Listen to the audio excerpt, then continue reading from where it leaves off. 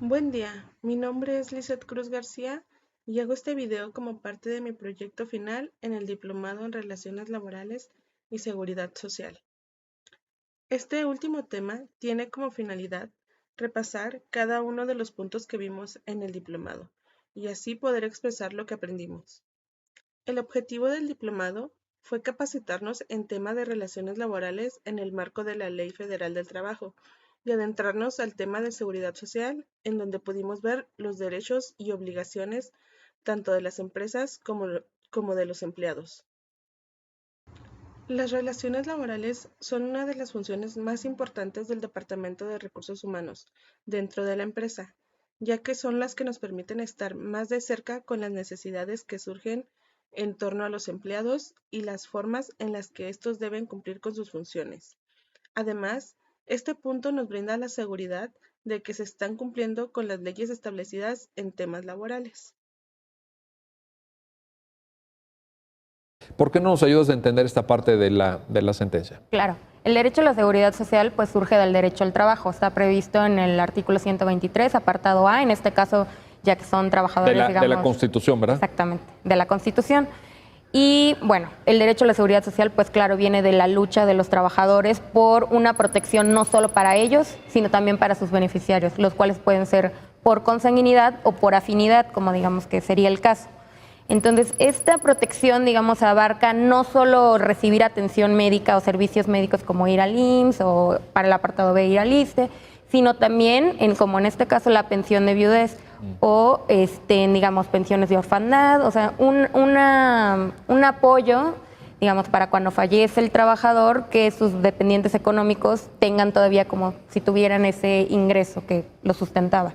Entonces, este derecho pues es muy importante porque comprende no solo a la persona, no solo al trabajador, sino también a su familia.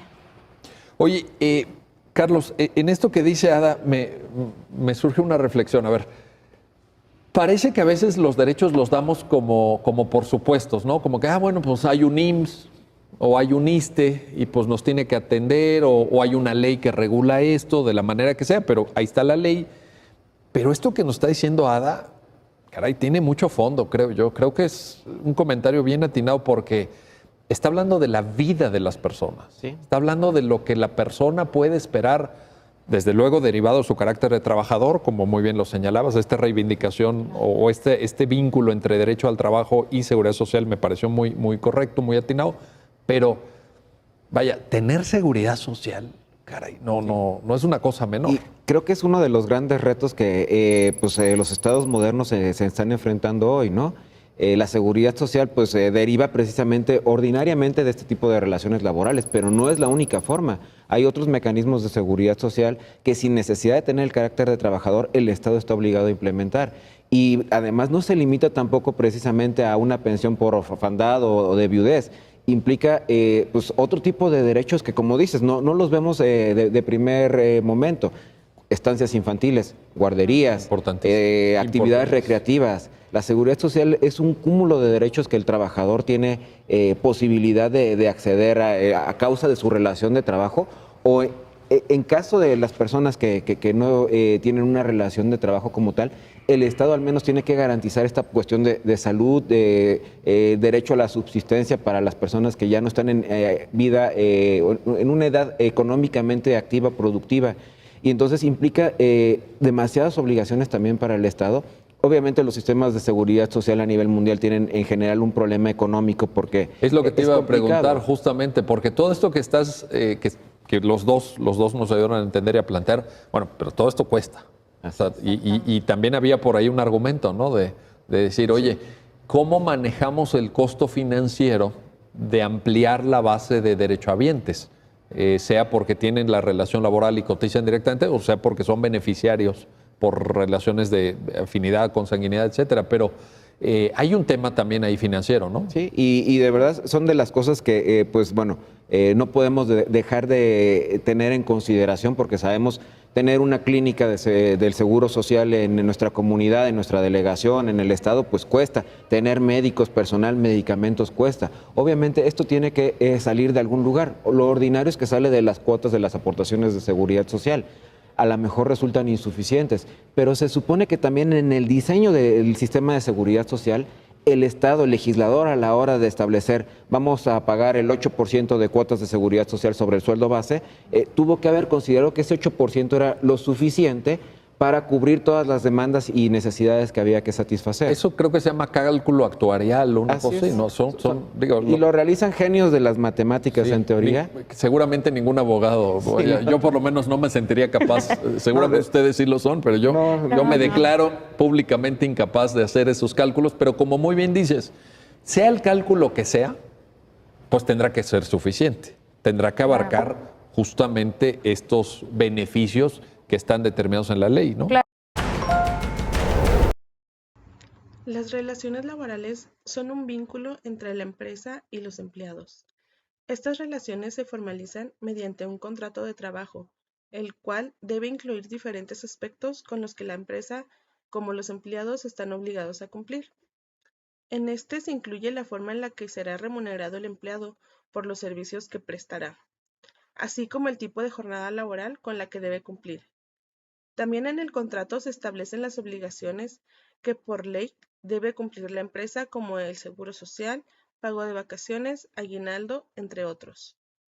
Unas buenas relaciones laborales entre compañeros son indispensables para el funcionamiento eficaz de la empresa en su día a día y contribuyen de una manera muy significativa a una serie de aspectos, como la comunicación interna, el trabajo en equipo, la motivación laboral o el compromiso de los empleados. Por otro lado, una gestión eficaz de las relaciones laborales es importante para el funcionamiento de una organización, porque supone beneficios tanto para la empresa como para los empleados. Establecer una buena relación laboral entre estas partes ayuda a aumentar la producción laboral y también genera un ambiente laboral agradable.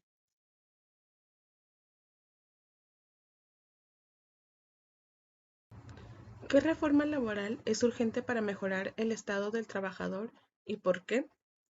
Considero que una de las reformas que es urgente para mejorar el estado del trabajador es la reforma de la reducción de la jornada laboral. Esta reforma propone reducir la jornada laboral a 40 horas laboradas a la semana. Asimismo, la ley establecerá que por cada 5 días laborados, el empleado tendrá derecho a 2 días de descanso a la semana. Cabe destacar que la idea de la reducción de la jornada laboral en México no es una propuesta nueva. Desde hace algunos años, tanto expertos como diferentes legisladores y organizaciones han buscado la reducción de horas o días a la jornada laboral e incluso el aumento de días de descanso. Esta iniciativa fue propuesta para mejorar la calidad de vida de los trabajadores, permitiéndoles tener más tiempo libre y descanso. La iniciativa propone la modificación del artículo 123, donde se menciona que por cada 6 días laborados se disfrutará uno de descanso. México lidera la tabla de las naciones de la Organización para la Cooperación y el Desarrollo Económico, donde más se trabaja, donde son 2.226 horas anuales, cerca de 500 horas más que el promedio de la Organización para la Cooperación y el Desarrollo Económico. Por otro lado, cifras del Instituto Mexicano para la Competitividad menciona que el 27% de la fuerza laboral mexicana tiene jornadas laborales que se superan las 48 horas semanales. Con esto, México entra en los 5 países de América Latina con mayor tiempo en el trabajo. Cabe resaltar que el principal desafío que se enfrentan las empresas con motivo de la reducción de la jornada de trabajo es mantener y equilibrar la operación del centro de trabajo sin tener que aumentar sus costos. Por esto es la importancia de esta reforma, que ayudará en gran medida a la salud mental y a las relaciones personales de los empleados, con más tiempo libre para poder realizar diferentes actividades de recreación y así estén más motivados al momento de realizar sus actividades laborales.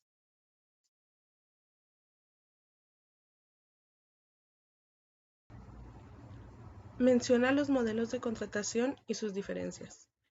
En México existen diferentes tipos de contratos que se les brinda a los empleados al momento de ingresar a laborar a una empresa.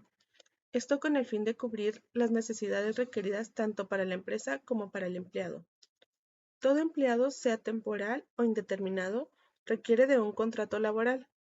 Cada que se inicie con un nuevo empleo, nos debemos asegurar que el empleado firme un documento en donde queden establecidas las condiciones de trabajo, pues de este dependerán los derechos y obligaciones ante la ley con la que se deben cumplir las empresas y los empleados.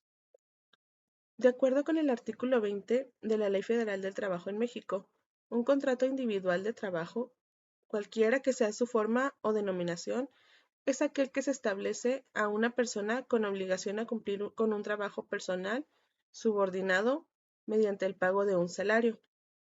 En este acuerdo legal de trabajo, consensuado entre el patrón o la empresa y el trabajador, se establecen los términos y condiciones de la relación laboral, de manera que estos queden estipulados en el contrato laboral, respaldando así ante la ley los derechos y obligaciones de ambas partes.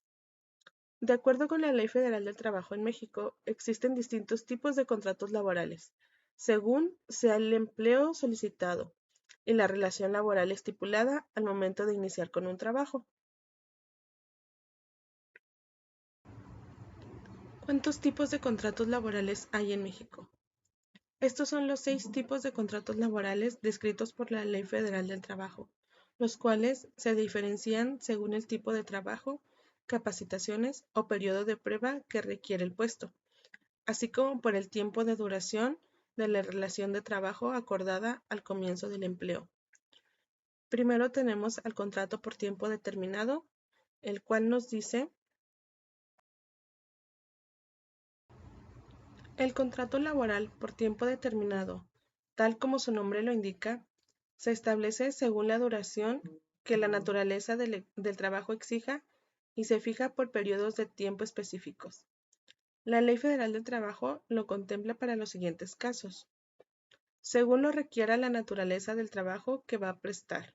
Por ejemplo, los empleos de verano o temporada navideña, que se basan en un periodo de tiempo determinado por la temporada. También cuando se tenga por objeto sustituir temporalmente a otro trabajador. Por ejemplo, cuando se contrata a un trabajador para cubrir la incapacidad temporal, por accidente o maternidad. También está el caso de previstos en la ley, donde por las circunstancias y características de las actividades solo pueden desarrollarse por un tiempo limitado. Por ejemplo, la ley refiere al trabajo para la explotación de minas. Contrato por obra determinada. El contrato por obra determinada contempla las condiciones similares al de tiempo determinado. Sin embargo, este se utiliza cuando la actividad a desarrollar está relacionada con un proyecto específico. Al finalizar la obra o cumplirse el plazo acordado, el contrato se da por terminado automáticamente. Contrato por temporada.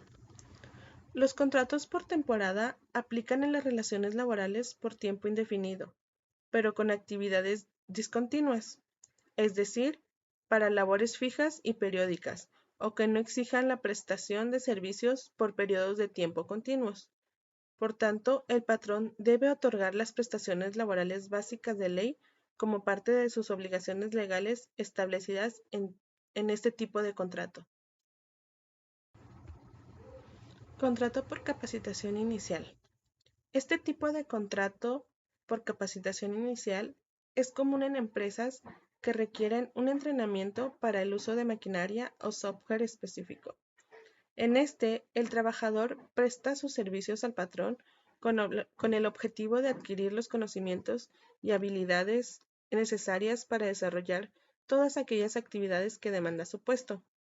La duración máxima del contrato de trabajo para capacitación es de 3 meses.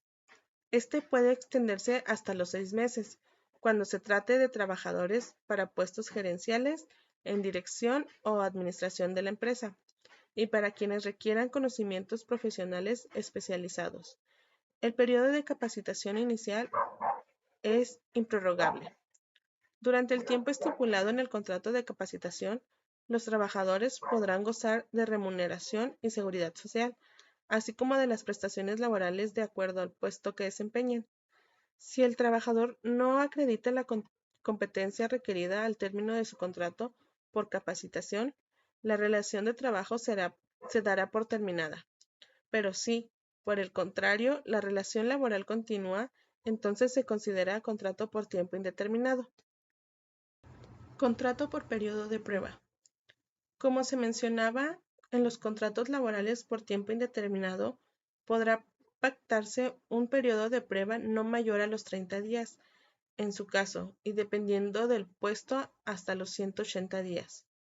El objetivo de este periodo de prueba es verificar que el trabajador cumple con los conocimientos y habilidades necesarios para desarrollar el trabajo y puesto para el cual se le contrata. El término o seguimiento del contrato por periodo de prueba será conforme a lo establecido en el contrato por capacitación laboral. De igual forma, el periodo de prueba es improrrogable y será contemplado en la antigüedad laboral. Sin embargo, este tipo de contrato no puede celebrarse simultáneamente con el contrato de capacitación inicial. Contrato por tiempo indeterminado. El contrato por tiempo indeterminado no se fija un plazo de duración, de manera que el empleado y patrón pueden mantener la relación de trabajo por un largo tiempo, siempre que ambas partes estén satisfechas.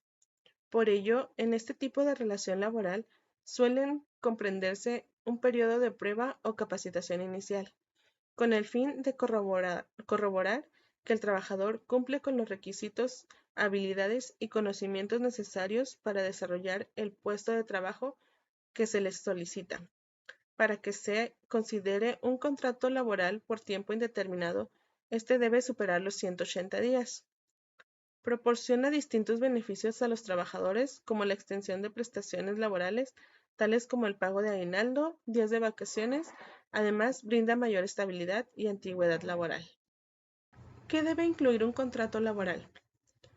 Datos generales de identificación, tanto del patrón como del trabajador. Duración de la relación de trabajo, establecida mediante el tipo de contrato otorgado por la ley. Servicios prestados, es decir, el puesto de trabajo, las actividades, labores y tareas que desempeñará el trabajador. Domicilio de la empresa o lugares donde se realizará el trabajo. Duración de la jornada laboral, especificando el horario de trabajo y los días de descanso.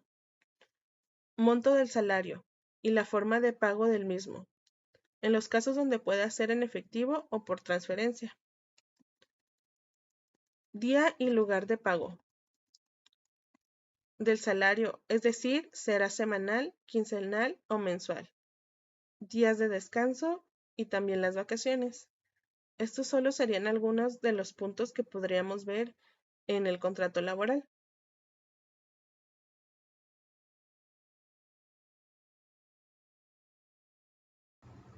Explica qué aspectos regula la norma oficial mexicana NOM 35. Las normas oficiales mexicanas que emite la Secretaría del Trabajo y Previsión Social determinan las condiciones mínimas necesarias en materia de seguridad, salud y medio ambiente de trabajo, a efecto de prevenir accidentes y enfermedades laborales.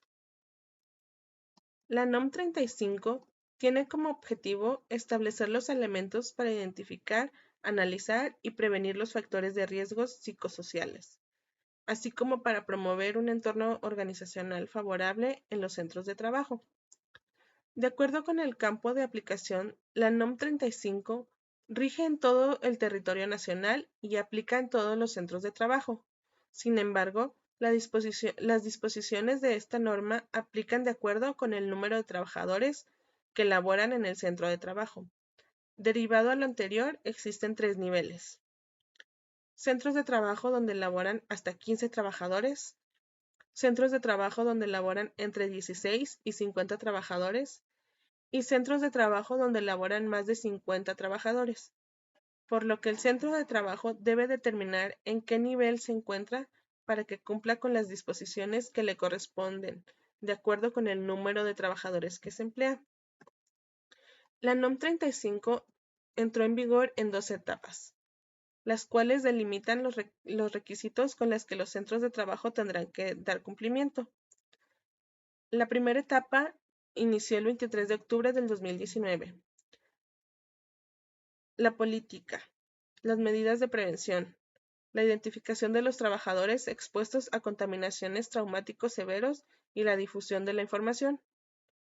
Etapa 2, que entró el 23 de octubre del 2020.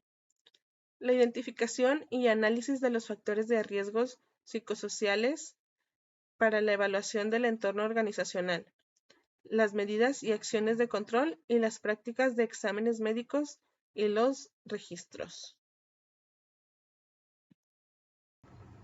Esta norma no pretende reforzar a las empresas a aumentar salarios, reducir horas de trabajo, brindar más días de descanso o de vacaciones, ni modificar ningún elemento que ya se contemple en la Ley Federal del Trabajo. Tampoco pretende identificar trastornos psiquiátricos o mentales en los trabajadores. ¿Pero qué busca la NOM 35? En realidad, la NOM 35 busca que los centros de trabajo identifiquen sus áreas de oportunidad para prevenir, reducir y eliminar todos aquellos factores dentro de la empresa que impacten negativamente la salud de los trabajadores. De la misma manera, busca la participación de los trabajadores para que se involucren en la construcción y promoción de un entorno organizacional propicio para su crecimiento tanto como profesional como personal. Además, requiere que una vez realizada la identificación de los factores de riesgos psicosociales y violencia laboral, identifiquen y definan las políticas de prevención. Cada empresa definirá una estrategia específica para implementar acciones correctivas en donde sea necesario, de acuerdo a sus capacidades. ¿Qué son los factores de riesgo psicosociales? Son aquellas características de las condiciones de trabajo y sobre todo de su organización que afectan a la salud de las personas a través de mecanismos psicológicos y fisiológicos a los que también llamaremos estresores relacionados con condiciones del ambiente laboral, exigencias más allá de las capacidades, nivel de responsabilidad y carga mental, falta de autonomía sobre el trabajo, tiempo y ritmo y organización del trabajo, mala definición del rol y contenido de tareas, conflictos en la relación familia-trabajo, estilo de mando y comunicación, acoso, hostigamiento y discriminación. Mientras que los riesgos psicosociales son las consecuencias psicológicas, físicas y sociales negativas que se derivan de deficiencias en el diseño, organización y gestión del trabajo. Beneficios de implementar la NOM 35.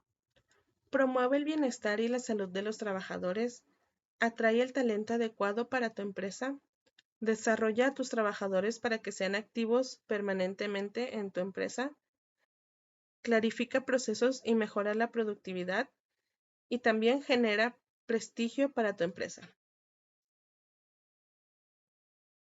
¿Todas las empresas tienen que implementar la NOM 35? La respuesta es sí.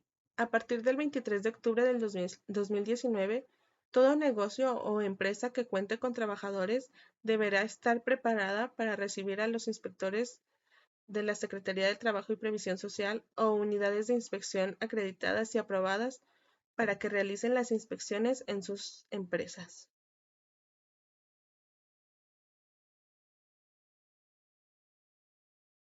Te damos la bienvenida. El siguiente video es acerca de la NOM 035 STPS 2018. Factores de riesgo psicosocial en el trabajo. Te brindaremos las nociones básicas para comprender de qué trata la norma y cuál es tu participación para su implementación. Al finalizarlo, podrás identificar y convertirte en un agente de cambio para prevenir los factores de riesgo psicosocial y promover un entorno laboral favorable en tu lugar de trabajo. Además, identificarás qué es un factor de riesgo psicosocial y un entorno organizacional favorable. Conocerás la esencia de la aplicación de la norma. Conocerás cuáles son tus responsabilidades como colaborador en la implementación de esta norma. Y conocerás algunos elementos adicionales que también son importantes. ¿Estás listo? ¡Comencemos! La NOM 035 es una norma que nos ayuda a identificar, analizar y prevenir los factores de riesgo en el entorno de trabajo y nos brinda herramientas para evaluar y promover un entorno laboral positivo. ¿Cómo lo hará? Lo realizará mediante la aplicación de 1 o 2 cuestionarios dependiendo de la cantidad de personal en tu centro de trabajo. Estos se enfocan en identificar si existen los factores de riesgo mencionados y evalúan el entorno laboral. Para que comprendamos lo que acabamos de mencionar, vamos a revisar qué es un factor de riesgo psicosocial y un entorno organizacional favorable. El factor de riesgo psicosocial es la percepción y la experiencia del trabajador que abarcan aspectos del ambiente que pueden influir en el rendimiento en el trabajo, en la salud y la seguridad, y en la satisfacción en el trabajo. Ahora, el entorno organizacional favorable es aquel en el que se promueve el sentido de pertenencia, es decir, que sí te sientes parte de tu empresa, la capacitación que se te brinda para desempeñar las actividades de tu puesto, si conoces y tienes definidas las tareas y responsabilidades, cómo están distribuidas tus cargas de trabajo, cómo reconocen tu desempeño y logros. Otro factor importante para esta norma y que no hemos mencionado son los acontecimientos traumáticos severos. Estos se definen como sucesos experimentados exclusivamente durante el último mes de tu jornada laboral y pueden surgir por motivos de las actividades desempeñadas o por los acontecimientos inesperados que se caracterizan por representar un peligro real para la integridad física. Puede generar un trastorno de estrés postraumático o situaciones psicológicas complejas. Algunos ejemplos son derrumbes, incendios, sismos, inundaciones, accidentes, algún suceso violento, entre otros. Para identificar si los colaboradores presentan estos acontecimientos, se establece la aplicación del cuestionario 1. Hasta el momento, hemos logrado definir qué es la norma y sus componentes más importantes. Sin embargo, para lograr la implementación se requiere de nuestra participación y de algunas obligaciones que debemos cumplir. Enseguida, te compartimos las principales. Debemos participar sin excepción en los eventos de información, difusiones, capacitaciones, charlas, entre otros. Debemos abstenernos de realizar prácticas contrarias al entorno organizacional favorable y por el contrario haremos lo posible para fomentar las buenas prácticas. En caso de requerirlo, podemos informar sobre las malas prácticas mediante mecanismos de sugerencia y atención. Revisaremos su definición más adelante. Además, es una obligación someternos a los exámenes médicos y evaluaciones que determine esta norma o las instituciones médicas. Y por último, debemos informar por escrito si presentamos algún acontecimiento traumático severo. Finalmente, revisaremos 2 elementos indispensables en la norma. Estos funcionan como recursos de apoyo para los colaboradores ante diversas situaciones.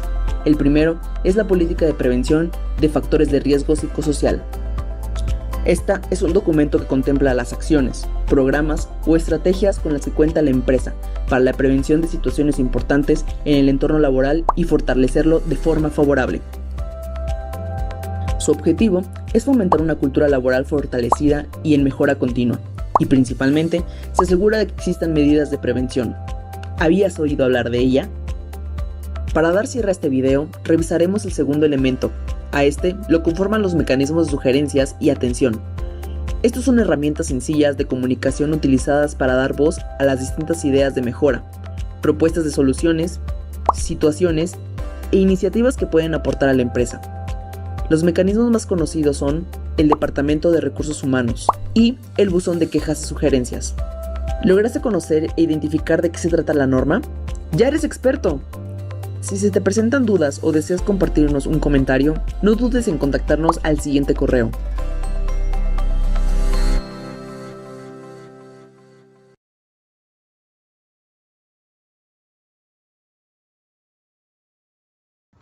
Describe el impacto que produciría la violación a los derechos laborales y cómo podrías evitarlo.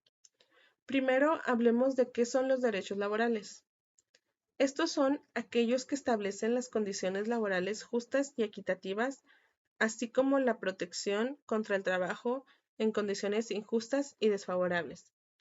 Son derechos sociales que tienen como objetivo regular el trabajo humano realizado libremente. Para esto existe un sistema de normas que regulan los diferentes tipos de trabajo y las distintas relaciones laborales. Estos derechos son resultado de muchas luchas que han buscado mejorar las condiciones en las que se desempeñan las personas. Como ya se mencionó con anterioridad, al ser parte de una empresa se realiza un contrato, en donde se determinan las relaciones que existirá entre la empresa y el empleado, el cual busca también establecer las obligaciones y derechos con los que se deben cumplir ambas partes. Por lo regular, cuando el empleado no cumple con sus obligaciones, la empresa da por terminado su contrato. Pero ¿qué pasa cuando la empresa es la que no cumple con lo establecido? El Tribunal Federal de Conciliación y Arbitraje es un órgano de impartición de justicia laboral, competente para dar solución a los conflictos laborales individuales y colectivos que se presentan en las empresas y los empleados. Cuando un empleado es violentado en sus derechos laborales, puede asistir a esta organización para ser asesorado legalmente y en caso de que se proceda a su denuncia, la empresa deberá cumplir con diferentes acuerdos, como reintegrarlo a sus labores según sea el caso o hasta llegar a un acuerdo monetario. Es muy importante que como empresa hagamos valer los contratos respetando los acuerdos marcados en ellos y las normas establecidas en la Ley Federal del Trabajo para no violentar los derechos de los empleados y no ser acreedores a alguna multa o demanda laboral. ¿Qué se entiende por trabajo digno y cuáles son sus condiciones básicas? Se entiende por trabajo digno aquel en el que se respeta plenamente la dignidad humana del trabajador o trabajadora. No existe discriminación, se tiene acceso a la seguridad social, se percibe un salario remunerado, se recibe capacitación continua y se cuenta con condiciones óptimas de seguridad e higiene para prevenir riesgos de trabajo.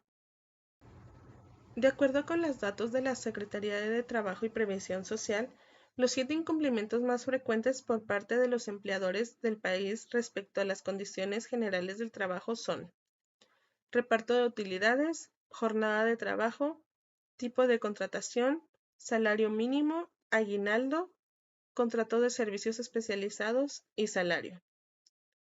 Con menor recurrencia, pero también presentes en las irregularidades, se encuentran las disposiciones vinculadas con el acceso a la seguridad social, régimen de subcontratación, reglamento interno del trabajo, cuotas al Infonavit y vacaciones. Para empezar, vamos a definir qué es el derecho del trabajo. Para Néstor de Boen, el derecho del trabajo es el conjunto de normas relativas a las relaciones que directa o indirectamente derivan de la prestación libre, subordinada y remunerada de servicios personales. Partiremos de la época de la encomienda para explicar los antecedentes que consideramos más importantes del derecho. En 1503, la corona española comenzó a conceder encomiendas legalmente a los soldados, conquistadores y funcionarios. Estas eran un sistema empleado principalmente para regular el trabajo de los indios americanos. Mediante las encomiendas, la corona española concedía a una persona un número determinado de indígenas, los cuales estarían bajo su responsabilidad. La finalidad de esto era proteger a los nativos de las guerras entre tribus, instruirlos en el aprendizaje del idioma español y que adoptaran la fe católica. En contribución, los indígenas debían tributar en forma de trabajo, oro u otros productos. Pero en la práctica, la diferencia entre la encomienda y la esclavitud podría ser mínima. Fueron obligados a realizar trabajos forzados y fueron sometidos a castigos extremos y a la muerte si se resistían.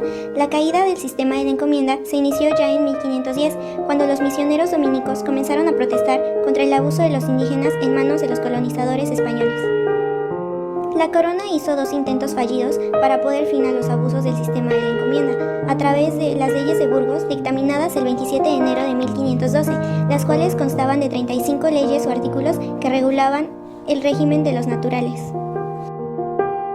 sus condiciones personales de vida y de trabajo, sus derechos, los límites a su utilización como mano de obra y, lo que es más importante, se reconocían por primera vez su condición de hombre libre y titular de derechos humanos básicos, como el de la libertad y la propiedad.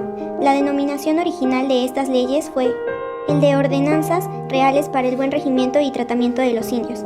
El segundo intento para poner fin a la encomienda fue a través de las leyes de Indias, enunciadas entre 1523 y 1542 y recopiladas a finales del siglo XVII, siendo publicadas el 18 de mayo de 1500. El contenido de estas es muy diverso y se integra de miles de disposiciones. Estas leyes proclamarían el principio de la personalidad humana y los derechos individuales de los indígenas. Se afirmaba la igualdad jurídica de las razas y se planteaba la libertad jurídica y social de los naturales. Al no funcionar ninguna de estas leyes, la encomienda fue reemplazada gradualmente por los llamados repartimientos. En estos repartimientos, al igual que la encomienda, no se incluyó la atribución de tierras a nadie, solo la asignación de trabajadores nativos, pero ellos fueron asignados directamente a la. Sin embargo, en México no fue sino hasta la reforma constitucional, después de la Revolución Mexicana, que el sistema de la encomienda fue abolida. A finales del siglo XIX se dio el auge de explotación de los trabajadores, tanto bajo el régimen de Benito Juárez como el de Porfirio Díaz. Por otra parte, en las dos últimas décadas se inició la industrialización del país, sobre todo con un importante incremento de la inversión extranjera, con lo que aumentó considerablemente el número de trabajadores y se empezaron a suscitar los primeros conflictos, así como también se organizaron las primeras agrupaciones de trabajadores en forma de asociaciones, siendo los antecedentes de los sindicatos. El texto original de este precepto comprendía 30 fracciones en las que se incluyeron casi todos los aspectos laborales, tanto individuales, colectivos y administrativos, como de seguridad social, específicamente la regulación sobre jornada máxima nocturna, protección al trabajo de las mujeres y de los jóvenes mayores de 12 y menores de 16 años, el descanso hebdomadario o semanal, el salario mínimo, algunos principios de protección al salario, la regulación de la jornada extraordinaria, la participación de utilidades, la regulación de los horarios de trabajo, las medidas de higiene y seguridad, el derecho de asociación sindical, el derecho de huelga, el establecimiento de juntas de conciliación y arbitraje de integración tripartita como instancias jurisdiccionales de trabajo, la consideración como de utilidad social del establecimiento de cajas de seguros populares, de invalidez, de vida. El año de 1906 fue testigo de dos grandes episodios de nuestra lucha de clases. En el mes de junio, los obreros mineros de Cananea declararon una huelga para obtener mejores salarios y suprimir los privilegios que la empresa otorgaba a los empleados norteamericanos. Es fama que el gobernador de Sonora, Izabal, aplastó el movimiento con ayuda de las tropas de los Estados Unidos del Norte. En el mes de noviembre se iniciaron las escaramuzas en la industria textil. Los empresarios de Puebla impusieron un reglamento de fábrica que destruía la libertad y la dignidad de los hombres. Los trabajadores se declararon en huelga, pero los empresarios poblanos convencieron a todos los dueños de fábricas para que decretaran un paro general. Acudieron entonces los obreros al presidente de la República, General Díaz, para que arbitrara el conflicto. El gobierno tuvo su última oportunidad histórica, pero no supo aprovecharla y selló su destino. Su caída era cuestión de tiempo. Pudo el presidente señalar una nueva ruta y preparar una legislación del trabajo que se anticipara a las urgencias de la época, pero la burguesía mexicana, heredera del conservadurismo, que venía de la colonia, consiguió que el general Díaz diera el triunfo a los empresarios. En 1917, el Congreso Constituyente de Querétaro promulgó una nueva constitución en la cual por primera vez se establecían los derechos de los trabajadores. El 14 de enero de 1918, el estado de Veracruz expidió su ley del trabajo, que no solamente es la primera de la República, sino también la primera de nuestro continente. Se completó la ley con la del 18 de junio de 1824 y fue un modelo para las leyes de las restantes entidades federativas. Más aún, sirvió como un precedente en la elaboración de la Ley Federal del Trabajo, de 1931. La Ley Federal del Trabajo de 1931 reguló prácticamente todos los aspectos principales del derecho del trabajo, los individuales, los colectivos, los administrativos y los procesales. Concretamente, se ocupó del ámbito de aplicación de la ley. Casi 4 décadas que transcurren entre la expedición de la primera Ley Federal del Trabajo y la aún vigente, México experimenta un considerable desarrollo económico. Con ello, se consolida la industrialización, la clase trabajadora adquiere mayor relevancia, el número de trabajadores y las organizaciones sindicales aumentan. En 1943 se expide la primera Ley de Seguro Social, la cual establece las ramas de aseguramiento en materia de riesgos de trabajo, enfermedades, maternidad, invalidez, vejez y muerte. En el mismo periodo surgen grandes sindicatos nacionales de industria, como el ferrocarrilero, el petrolero, los electricistas, etc. La vigente Ley Federal del Trabajo se publicó el 1 de abril de 1970. En conclusión, podemos decir que las relaciones laborales y el tema de seguridad social son muy importantes dentro de la empresa, ya que estos puntos buscan la regulación entre el empleador y el empleado. Como temas a analizar, pudimos ver algunas reformas laborales y cuál fue su impacto dentro de lo laboral en el país, ya que esto sigue regulando con nuevas ideas la forma de trabajar, siempre buscando un beneficio necesario ya sea para la empresa o para los trabajadores. Algunas de las reformas que están pendientes de ser aprobadas, como la Ley Silla, la reducción de la jornada laboral o el aumento en el pago de aguinaldo son algunos de los ejemplos que actualmente se pueden ver en el tema, los cuales buscan brindar una mejora a las condiciones de trabajo de los empleados. Igualmente, estas reformas deben ser aprobadas y revisadas a detalle, ya que también deben buscarse que no sea un impacto negativo para las empresas y éstas no sufran un impacto económico perjudicando a ambas partes. También en el diplomado hablamos sobre los diferentes tipos de contratos, los cuales nos hablan de la importancia que tienen dentro de la empresa, ya que son estos los que se definen los cumplimientos y obligaciones que tienen tanto la empresa como el empleado. Pudimos observar los diferentes tipos de contratos y sus diferencias, para poder saber cuáles son los adecuados para la empresa según sea el caso que lo requiera. Otro tema que analizamos fue la NOM 35, la cual nos habla del análisis y prevención de los factores de riesgos psicosociales entre los empleados dentro de la empresa.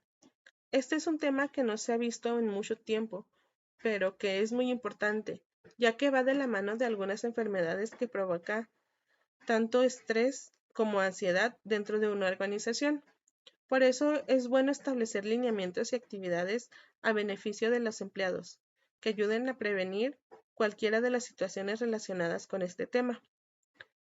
Otro tema de mucho interés son los derechos laborales. Estos son muy importantes, ya que en caso de que no se cumplan, la empresa puede sufrir demandas y multas a consecuencia de esto. Por eso el tema del contrato laboral es muy importante, también, ya que como se mencionó, en él se establecerán los términos y condiciones con los que deben cumplir la empresa y el empleado. Generalmente, cuando el empleado no cumple con el contrato establecido, este es despedido de una manera justificada.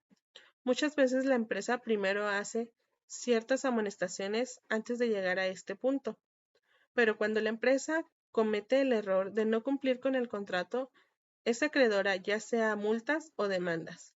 Por eso es muy importante conocer las leyes y reformas laborales de nuestro país, para que tanto empresas como empleados tengan un ambiente agradable y que las dos puedan desarrollarse de una manera favorable, tanto económicamente como profesionalmente. Bueno, esto sería todo por mi parte. Muchas gracias por su atención.